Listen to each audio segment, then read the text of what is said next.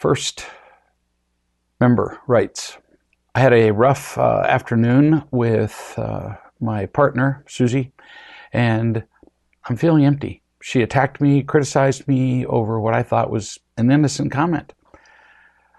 I got defensive and then later got annoyed at her in a victim-y way, blaming her for making me late, which was, of course, ridiculous. And then I had a wise call and it helped me see my truth in it. So it may seem impossible to you at times, but it's far easier, I've written a blog about this, to make an absolute resolution that you will allow no anger in your interactions. Way easier to go for none than to minimize them. Now, I realize you're going to get annoyed, but see, the instant you get annoyed, you can always go away. You can say, we'll come back and finish this later. Every time I talk about zero anger, people write me and say, oh, well, isn't anger natural? Yeah. And does it ever work? No. So I get it that it's going to happen, but we've talked about it several hundred times by now, easily. Anger is going to happen, but you can change the subject always to remembering the 5 truths, to saying, I need a minute, I'll come back in 5 minutes and we'll finish this conversation. Whatever. Stop sooner. And see, notice, you say she attacked you and criticized you and you thought you made an innocent comment, and yet moments later you get annoyed at her in a victim-y way. So if moments later you were annoyed with her in a victim-y way, the odds that you made an innocent comment are slim, because you get victimized so easily.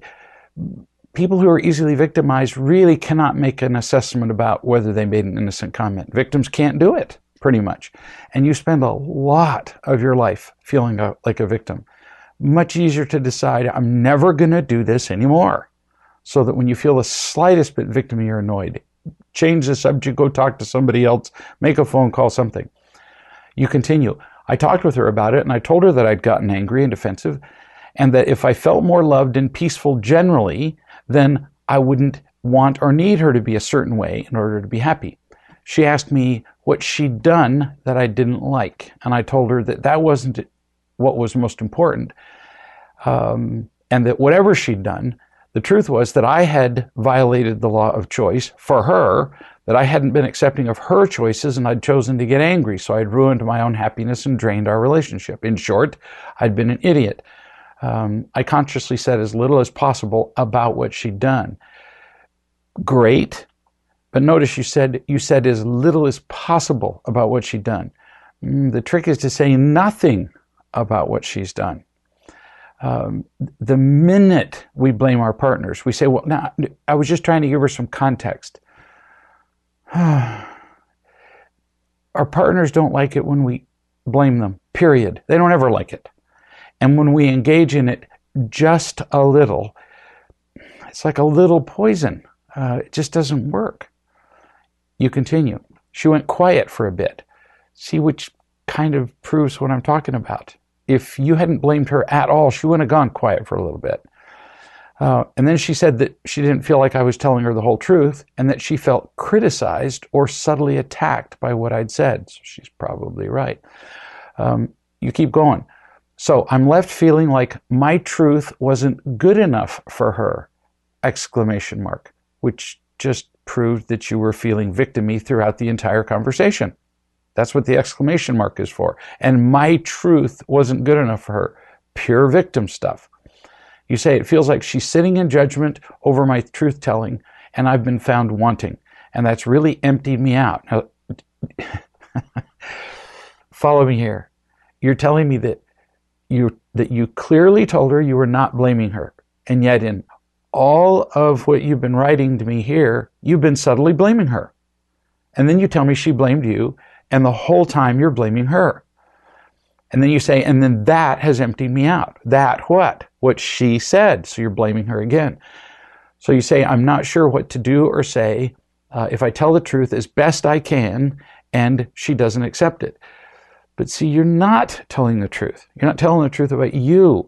And it's like saying, I did the very best I could not to run over you with the car. But, I only ran over you with the 2 front wheels. Well, that's better than all 4 wheels, but you still ran over her with the car. She doesn't like it. So I'm going to make some suggestions. 0 tolerance for victimhood and anger. None. You allow too much of it to fester. You kind of bathe in a big tub of victimhood, and you only really notice it when the tub overflows. But it's still a tub of sewage.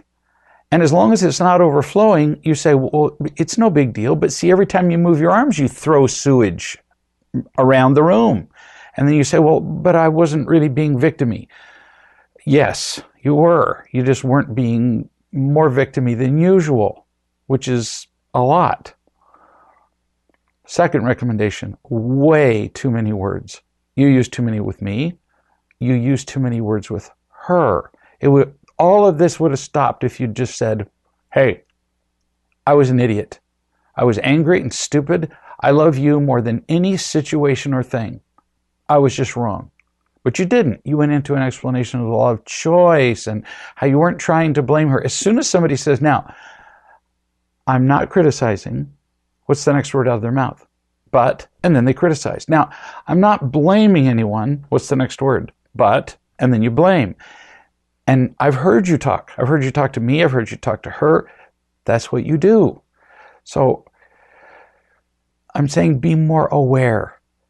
Decrease your words. The fewer words you use, the less chance you'll get to use victim-y words.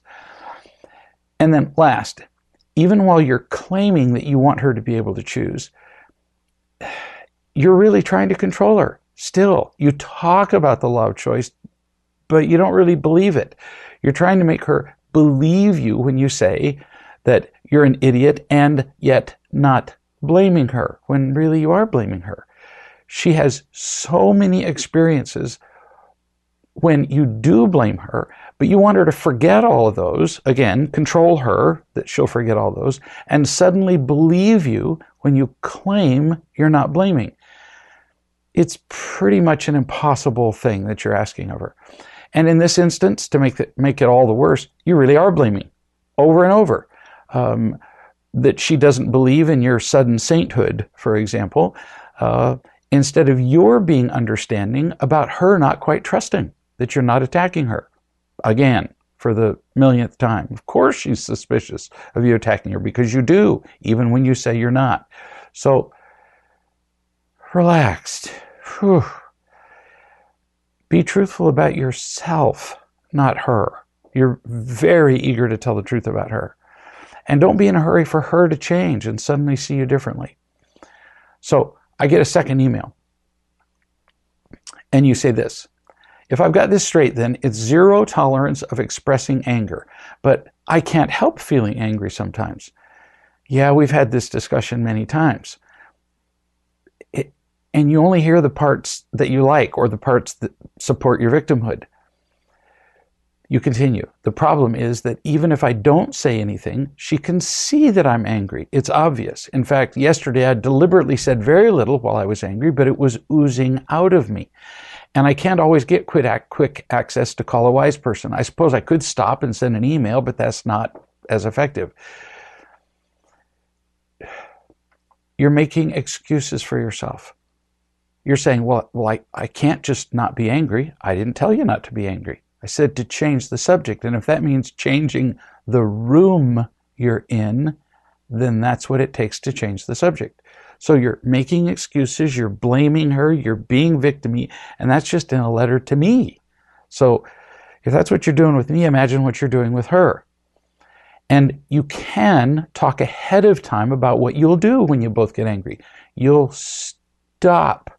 You'll say to your partner, I need a minute or 5 minutes. I'll come and find you in 5 minutes. And then you can go away to work it out in your head or by making a phone call or by writing an email to yourself or to somebody else. And then each of you has to allow your partner to do that work of going off and figuring things out without being offended. We've been over this subject a lot of times. I mean, a lot of times. and you keep experimenting with ways to be victim-y and angry with her while getting away with it. And you're never going to find one. You keep looking for reasons to justify your victimhood and anger. Number 2, you say, I'm confused over the purpose of telling the truth about myself to my partner, Susie. Again, I'm confused that you're confused, because we've talked about it so many times. It's not truly that you're confused, it's that you don't like the answer. And it's in the books over and over again. At heart, you really want to be victimized, because then your anger is justified and you don't have to change, and she has to do all the changing. So we're going to talk about it again anyway, mostly for the benefit of those who are listening. Sometimes we tell the truth to get loved, but sometimes, like here, when you and your partner are having a difficult conversation, you're not going to be telling the truth to get loved. Sometimes you tell the truth simply to eliminate confusion and to be clear about yourself. So as you admit to being an idiot, you'll feel your own anger tend to go away. It's very difficult to call yourself an idiot and stay angry at somebody else. It really is. Try it sometime. You're in the middle of a conversation. You can't think of anything to say, but you write on a 3x5 card, I'm an idiot. Put it in your pocket and pull it out and read it. I'm an idiot. Very difficult to stay mad at somebody else when you're doing that. And you're letting your partner know that you're not blaming them anymore. So that helps her. So by telling the truth, you help you and you help her. You continue. Am I telling the truth so she can love and accept me? That seems risky. If she doesn't accept me, as happened yesterday, then it will drain me and I'm not sure what to say. You're being victim-y even in asking the question in the way that you do it. And I just gave you an example in the last email of exactly what to say to her. And here you are saying, so what do I say? I'm not sure what to say. I just told you. And you're not a stupid man. The reason you sound stupid is when we get victim-y, when we become afraid, we don't listen to much of anything. We don't hear anything. We don't hear anything other than our own pain. So you say, so you're still trying to be right, still trying to be a victim. Then you continue. Am I doing it to make peace? That just seems manipulative. No, it's not just to make peace. Have you ever heard me ever on a video chat or in a book or at a seminar or at an intervention or anywhere say, tell the truth to make peace? No. So that makes your question ridiculous. Actually, not so much ridiculous, it's self-justification. Because you know it's manipulative and you're only asking the question to make it look like it's absurd for me to be telling you to tell the truth about yourself. If you're trying to make peace, you're just hiding the conflict instead of resolving it. What we need to do is change perspective, change our feelings, change our behavior genuinely. It's never about making peace. Countries make peace with each other in peace talks all over the world every day. And every time there's a war, the first thing they had to do is violate the peace agreement. So peace agreements really don't make peace. I really care about you. I'm not the slightest bit irritated at you. Why am I saying that? Because in the process of my speaking to you straight, what do you hear? You hear irritation. And that I'm annoyed with you, that I'm impatient. And I'm saying, try being just a little impatient with yourself. Because you keep repeating the same justifications of your behavior over and over while cutting her none of the same slack. That's not an accident. I'm being unusually insistent because you didn't ask a single question that we haven't covered dozens of times.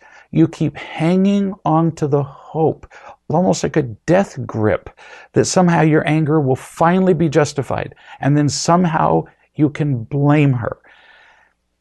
If you'd really give up that hope, the difference would be huge. Third email, all on the same day. You write back, so admitting my mistake, actually as soon as somebody starts a thing with so, they're already overthinking. But this may be different. Let's find out. So admitting my mistake in being angry to myself allows me to learn and hopefully avoid repeating that mistake. Yes. So you didn't make an excuse. I was wrong. I love it. Yes. Then you say, I'm still not sure what the core purpose of admitting the truth to Susie is. You were doing really well till you got to that point. Because if you don't admit it, she'll feel blamed. You know why she'll feel blamed, by the way? Because you are blaming her. How many times have I heard people say, I apologize that you feel hurt. The hollowest apology on earth. My behavior was flawless, but I apologize that you have misinterpreted me and been an idiot and become offended, which is what you do with your partner. If you don't admit that you were that you were at fault, then she feels blamed. So I'm really asking here, do you hear what I'm saying yet? You've got to give up the blaming of her and tell the truth about your own selfishness. It's like you'd do anything on earth to keep justifying your irritation and not to admit your mistake. Anything. If you just let it go, for the reasons I've said many times, you'd see the reasons for doing this. Letting go of the justification. You continue. I see another sneaky angle, though. You would. It makes it more likely, if I tell the truth about myself, it makes it more likely that she'll tell me her truth, which will help me feel better. Possibly a secondary benefit, but not a primary motivation for you to do it. Fourth email, same day. You say, okay, so I'm embarrassed to admit that I'm still learning this. There's no reason to be embarrassed. I'm not chastising you. I am saying that you keep hanging on to anger and excuses. Now, to everybody listening, when people are victim-y, they can't hear. So if you're in a conversation with somebody who's justifying their anger, you're going to very likely have to repeat the same principles over and over and over in the same call. In fact, if people get victim-y enough, I will finally just say, stop. We'll have this conversation tomorrow when you can listen. Because people can't hear once their victimhood gets to a certain pitch. You keep writing. It's my hope that Susie will somehow realize that she is the problem that is blocking me. And that's what she can sense when she says I'm not telling her the whole truth. It's like I'm saying, I was wrong to be angry, but you did blah, blah, blah, blah. Hallelujah. Can you hear the angels singing? Yes, that's what you do. It's exactly what you do. You say, I was wrong, but then you blame her for your even being wrong and for being angry and for everything else, and you hope she'll take the responsibility, that she's the problem. You keep going. When I tell her the truth, I want or expect her to tell her side of the truth, how she's at fault. But that's just trading truths. So I just need to take full ownership of my mistake for the sake of learning and clarity. When I write it like that, it seems so stunningly simple, and I wonder how I can manage to tie myself in knots over this. Duh. I still need my wife, my partner, to accept and love me most of the time. She's still my primary source of love and validation. Yes, and uh-huh. So, good work. So, for those of you listening, it took 4 emails, but he finally heard it. We have a powerful need to feel victimized when we're angry. Because, see, if you don't feel victimized, how can you justify your anger? I got it.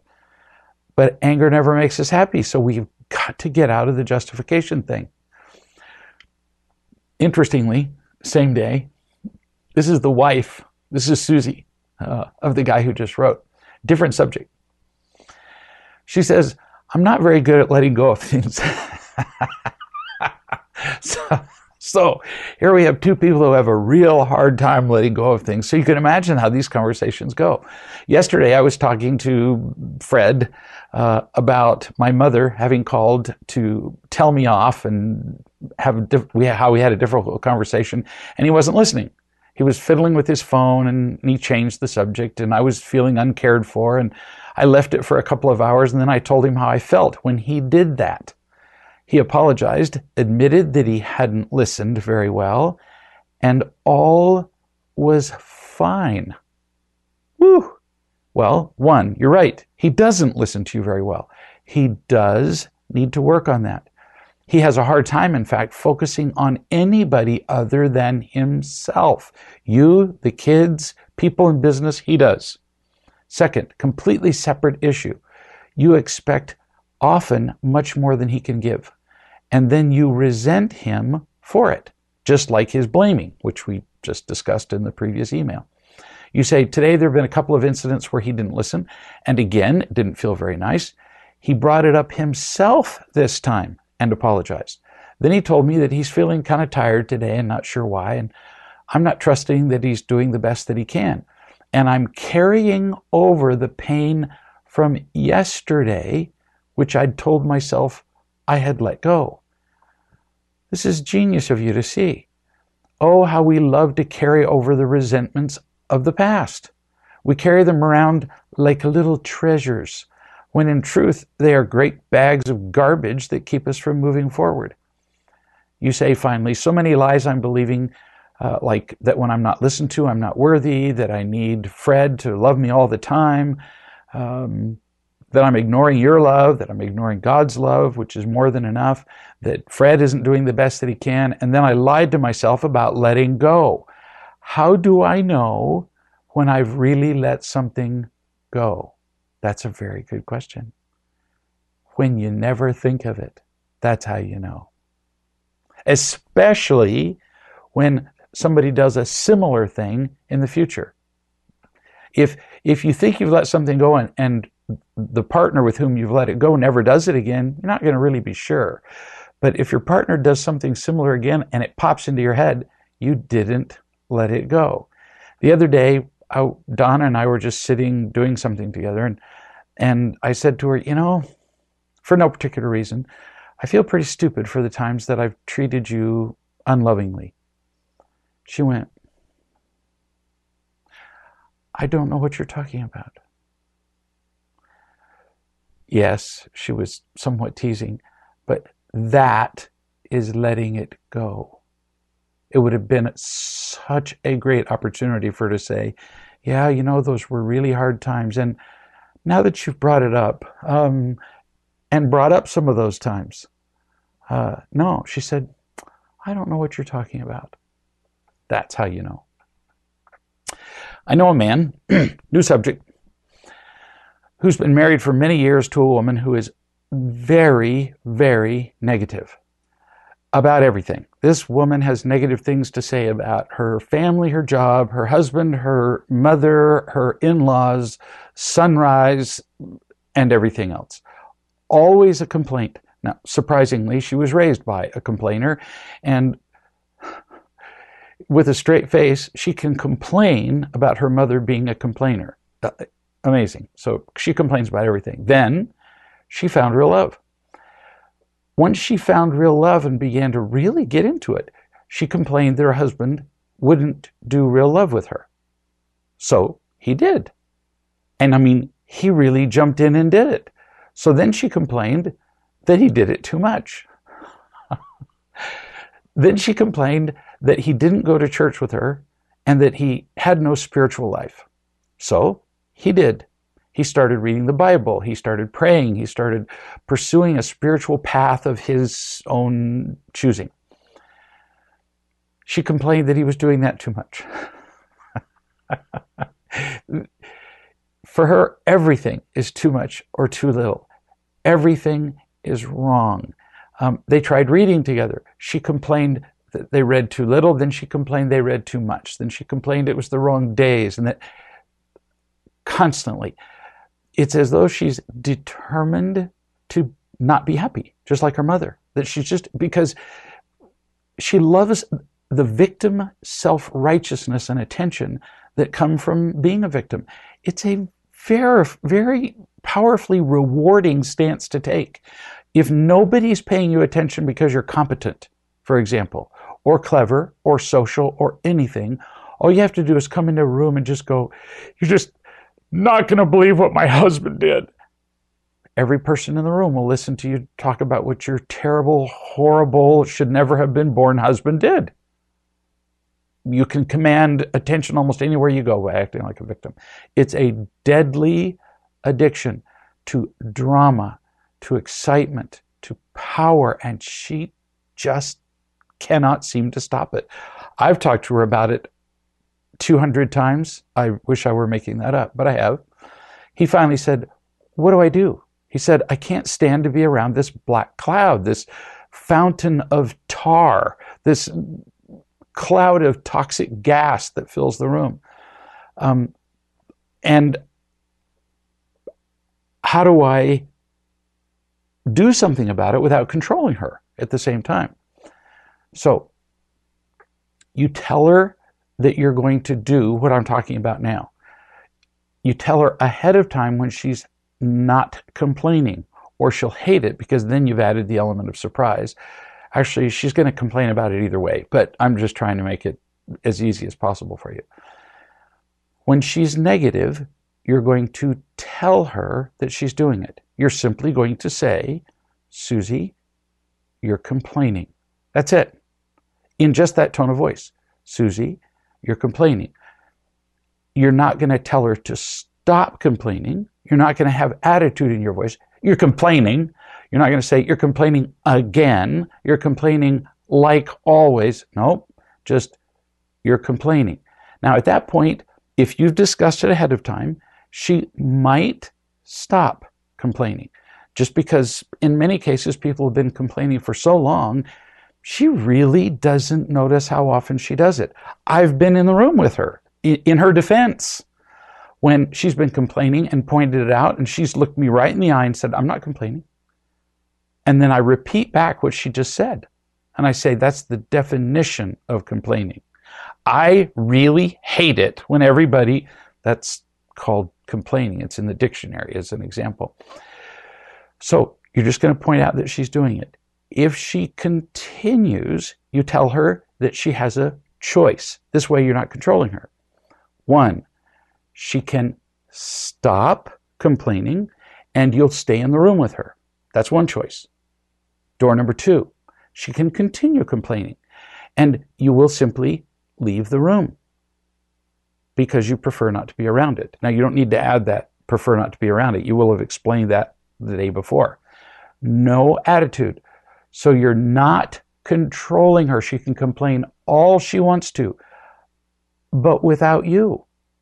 That's what I do on phone calls with people. After I've worked with people sufficiently long and they start complaining, I say, "We're getting dangerously close to the I would rather be any place on earth rather than listen to this place." And if they keep complaining, I say, "I'll talk to you on another day when you're done complaining, because I have any number of trees in my backyard that would be only too happy to listen to you complain, but I don't find it nearly as fascinating." Then her choice is preserved. She can choose whatever she wants, complain or not, and you don't have to be around the toxicity of it. The beauty and simplicity of it. But you have to do this with no attitude. Or, frankly, then you're complaining about her complaining. That doesn't make sense. Here's somebody who says, "I may have mentioned before that I'm a nervous flyer. I have spent many a long-haul flight imagining the plane dropping out of the sky with each bump and shudder. Not a comfortable feeling. I've known a lot of people who are afraid of flying. In fact, it feels life-threatening to them. I'm currently, apparently as she was writing this email, I'm on a plane on a return trip to where I live on the coast. I've been remembering your teaching about how when we feel loved, phobias fade. I focused on that truth on the outward trip crossing the ocean and experienced one of the calmest flights ever despite it being quite bumpy. On this, my return trip, I delayed meditating on the truth you told me, so I started to feel my fear return. I refocused and I found that I was able to watch the plane approach over the coast, whereas before I would have avoided acknowledging the fact that we were descending over water. I allowed myself to imagine how I might react if the plane actually went down. And I kept reminding myself, well, I'm loved, and I've experienced the powerful feeling of being loved.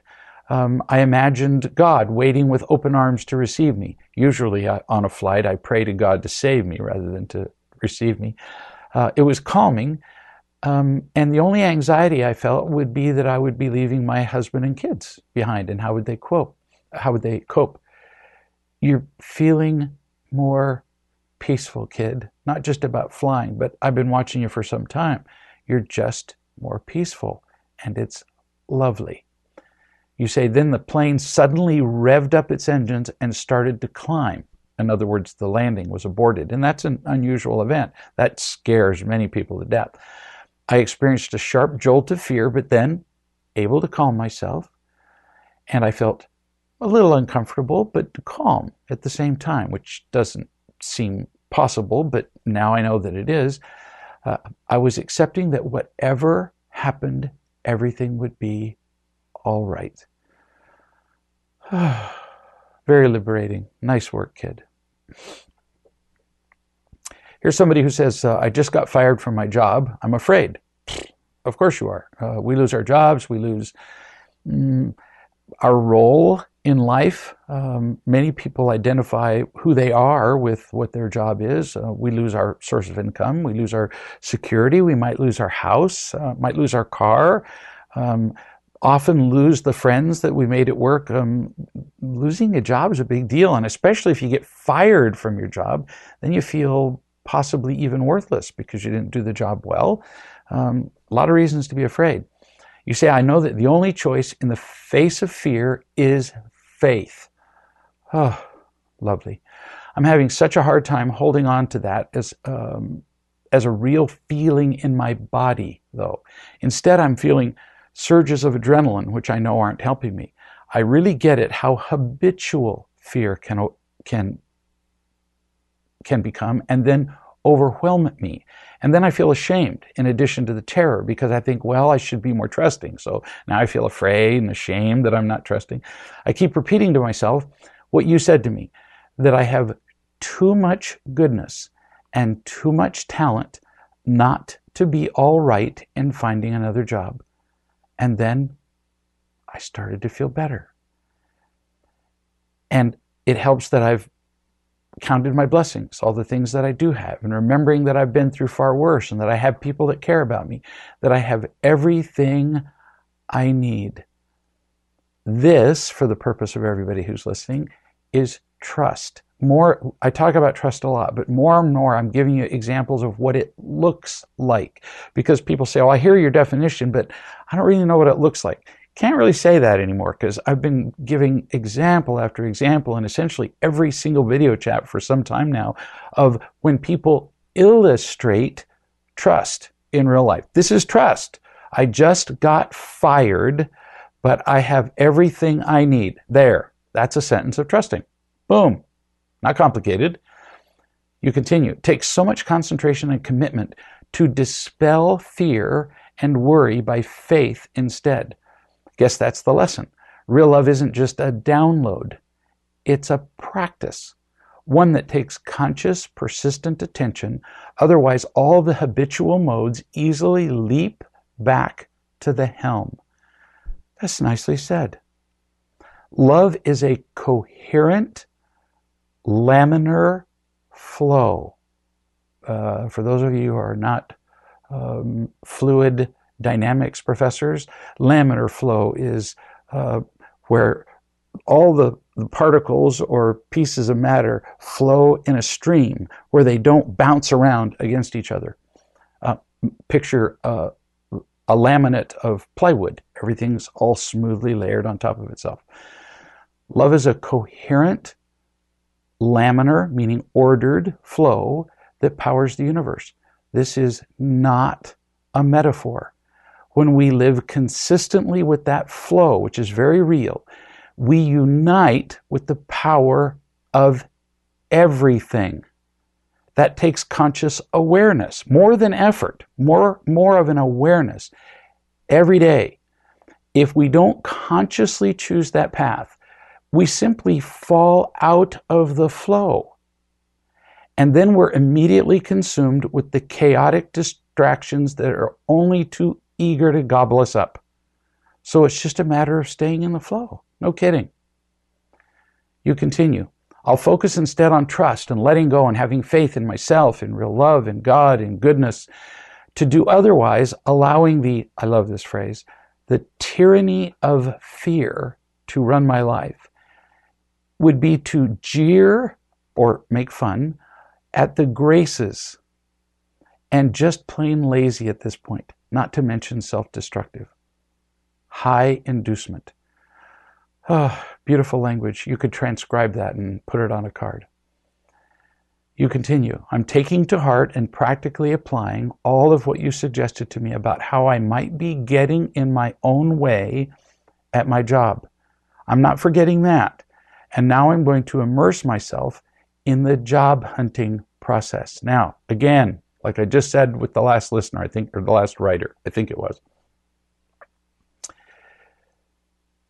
Trust plus humility and learning and work. That's what she's illustrating here.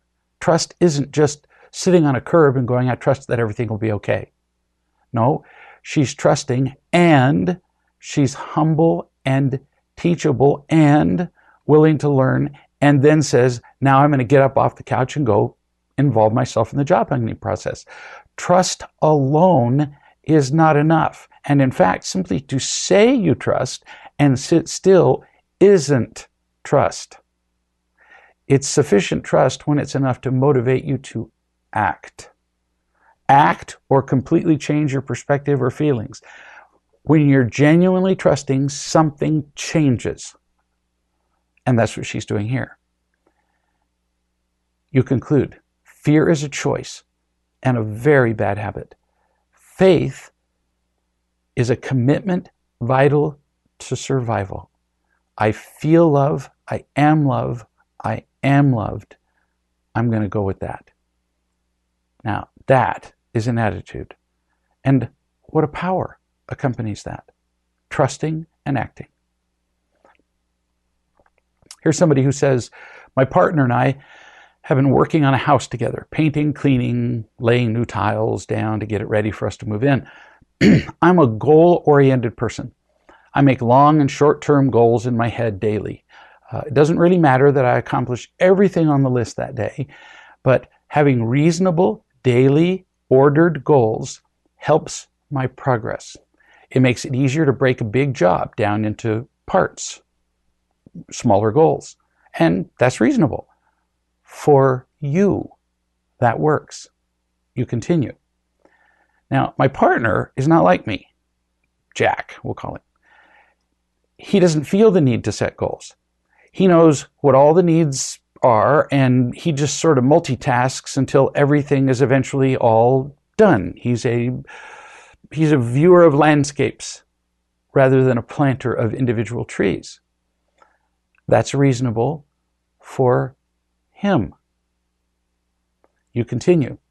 We have different methods that work for an individual. Yeah. However, as a team, I am failing.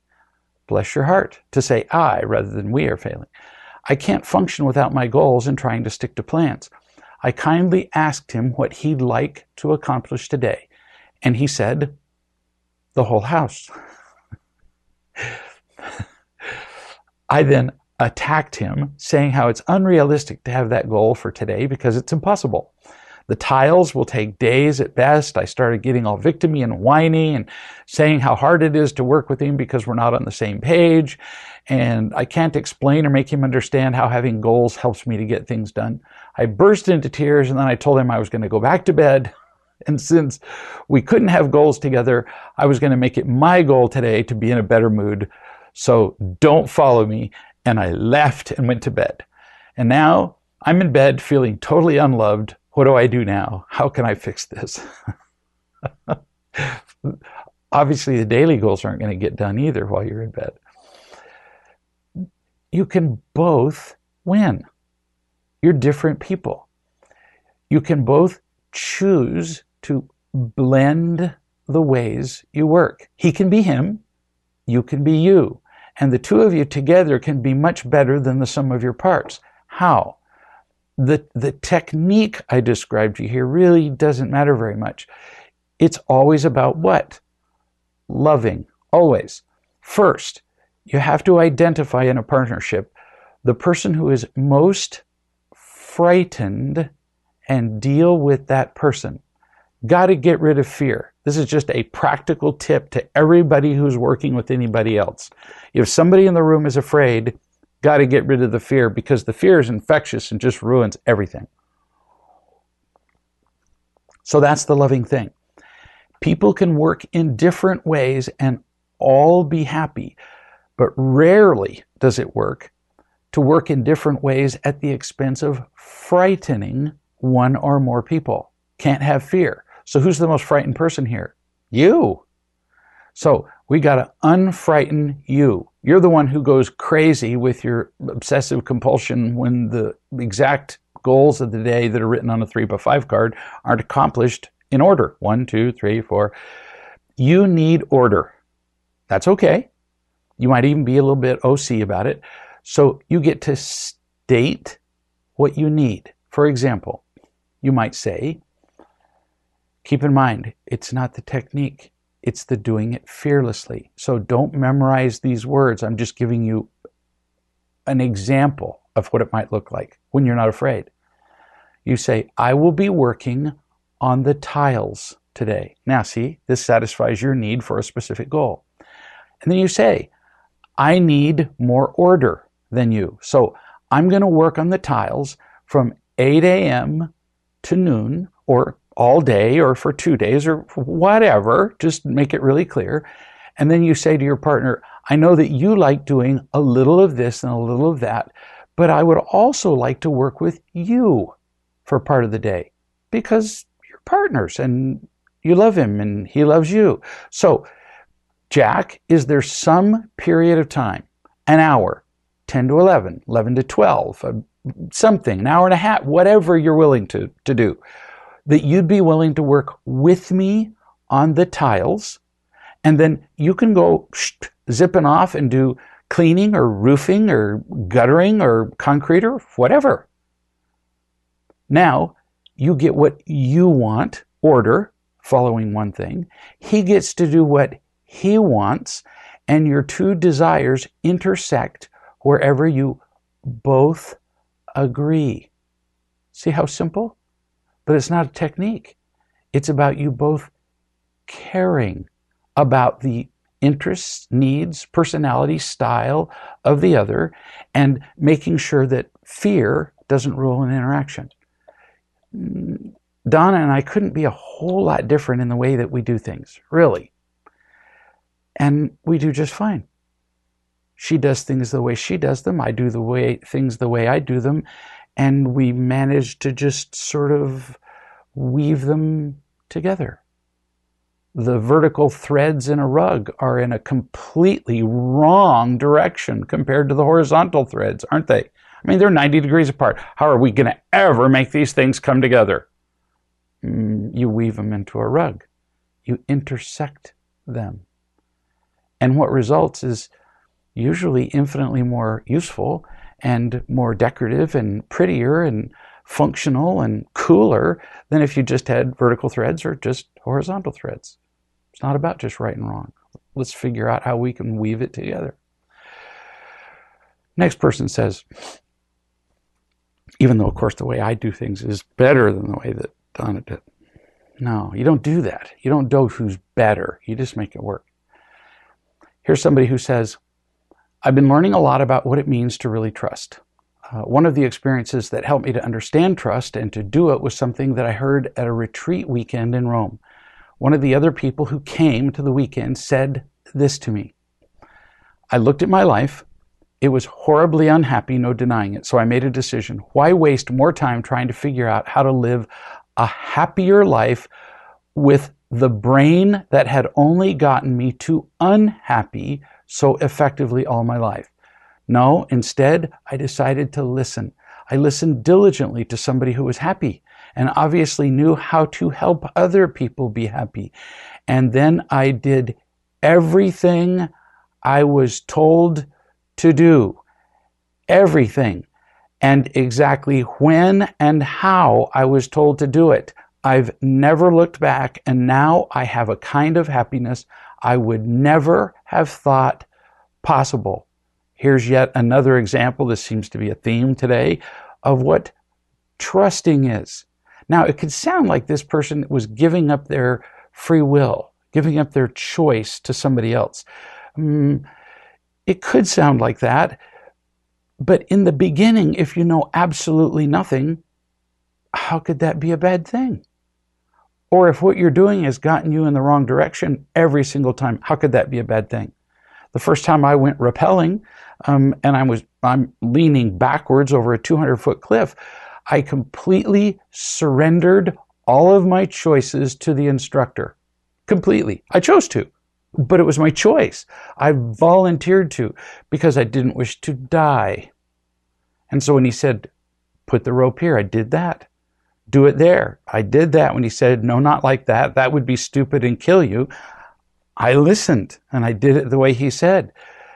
I surrendered my will and I learned to do it right. Then with time, I didn't need his instruction anymore. And then he just went away.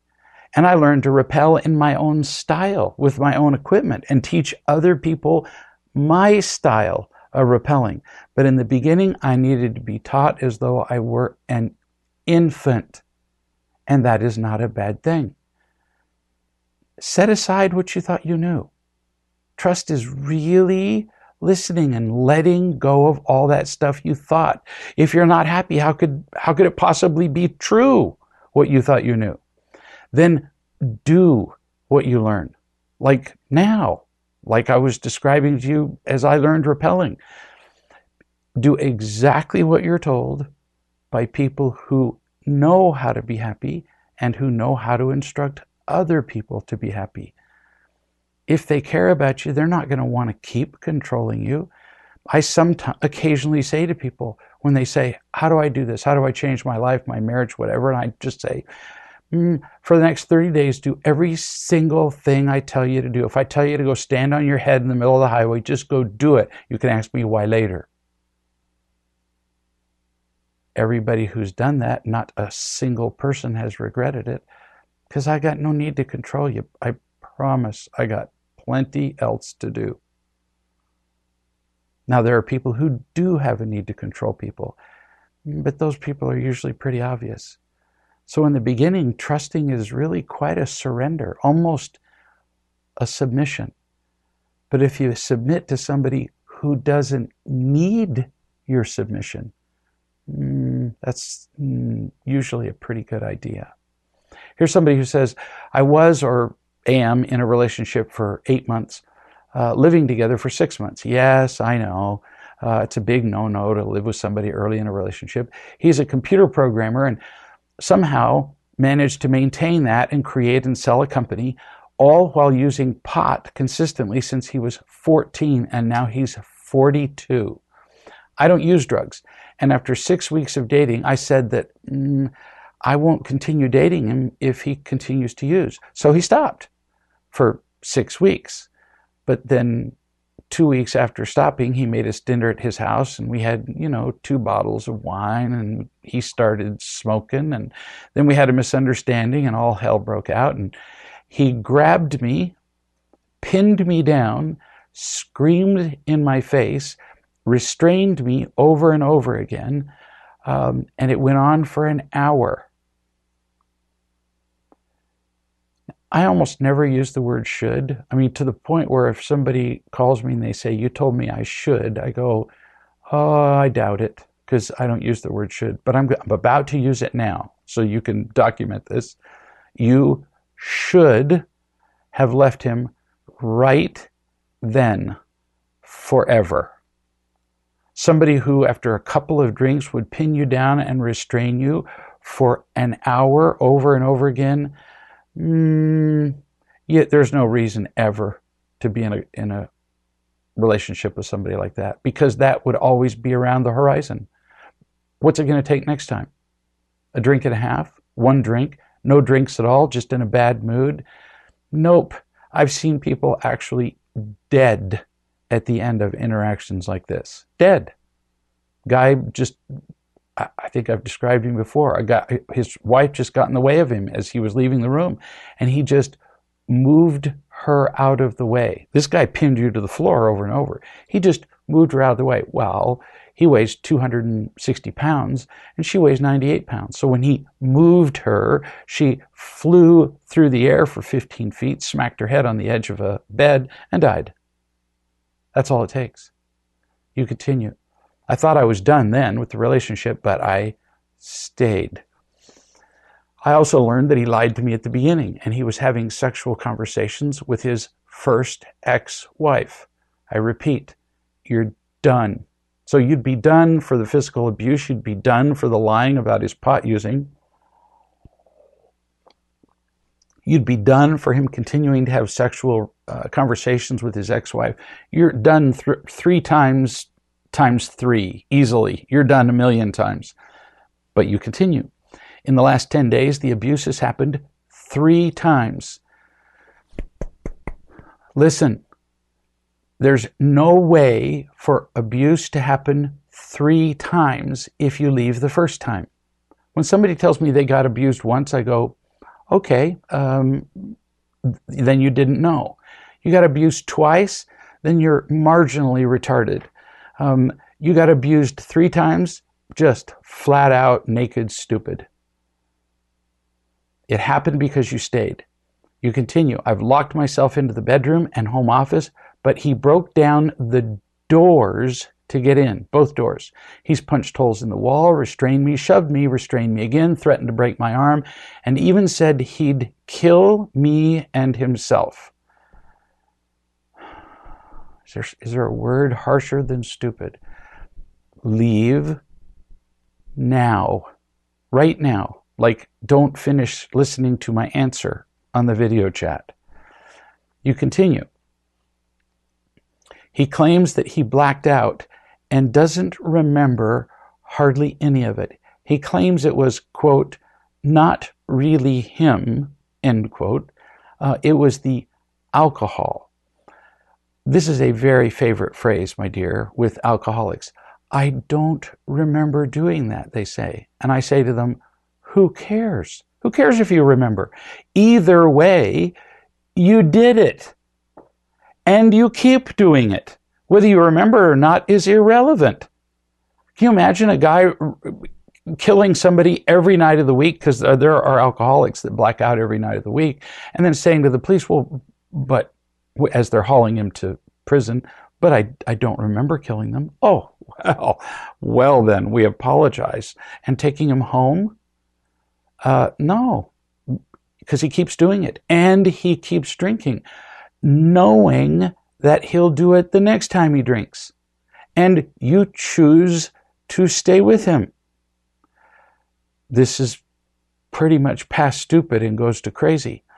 You say after the last incident, he pleaded sorrow, apologies, and said he's going to be sober for the rest of his life so that this person never comes out again. I want you to remember that I was a drug addict for 15 years. It doesn't matter what he says with his mouth.